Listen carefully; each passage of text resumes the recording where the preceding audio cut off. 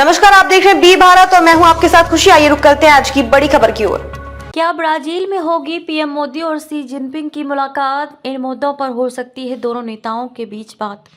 G20 देशों के सम्मेलन में भाग लेने के लिए चीन के राष्ट्रपति शी जिनपिंग रविवार को ब्राजील पहुंचे। चीनी राष्ट्रपति से पहले पीएम मोदी का ब्राजील में आगमन हो चुका है।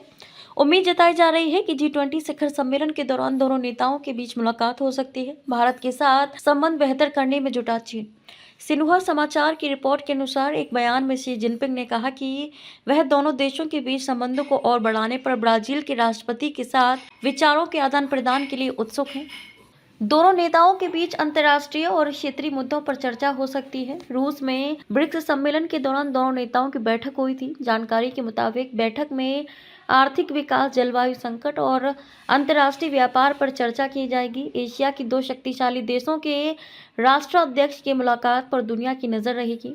भारत चीन व्यापार 2022 में 135 अरब डॉलर का आंकड़ा छू चुका है। दोनों देशों के बीच आर्थिक साझेदारी में सुधार की काफ़ी गुंजाइश है। सीमा विवाद सुलझाने के बाद क्या बोले एस जयशंकर? पूर्वी लद्दाख में वास्तविक नियंत्रण रेखा LAC पर चीन के साथ विवाद निपटाने के बाद दोनों नेताओं के बीच ये मुलाकात होने वाली है।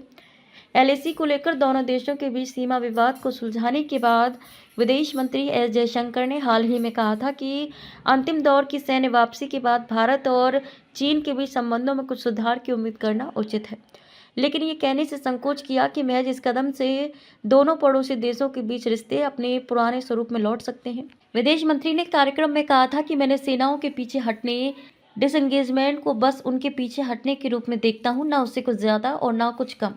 आपको बता दें कि दोनों पक्षों ने करीब 4.5 साल के अंतराल के बाद सीमा पर अपनी अपनी गश्ती गतिविधियां भी शुरू की। कितना महत्वपूर्ण है G20 शिखर सम्मेलन?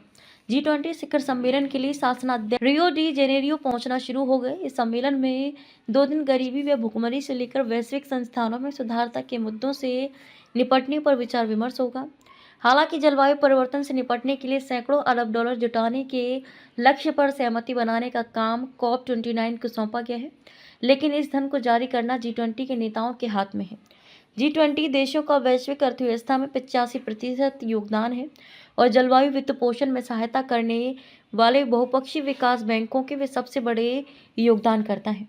वे दुनिया भर में 75% से अधिक ग्रीन हाउस गैसों के उत्सर्जन के लिए भी जिम्मेदार हैं।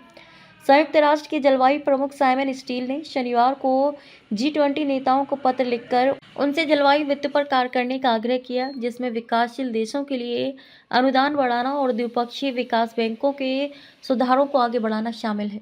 अब तक के लिए बस इतना ही। फिर होगी आपसे मुलाकात ऐसी एक और बड़ी खबर के साथ। तब तक के लिए नमस्कार और देखते रहिए बी भारत। ऐसे लेटेस्ट अपडेट्स के लिए हमारे चैनल बी भारत को सब्सक्राइब करें और तुरंत नोटिफिकेशन पाने के लिए बेल आइकन प्रेस करना ना भूलें। यदि आप हमें फेसबुक के माध्यम से देख रहे हैं तो हमारे पेज को फॉलो जरूर करें। धन्यवाद।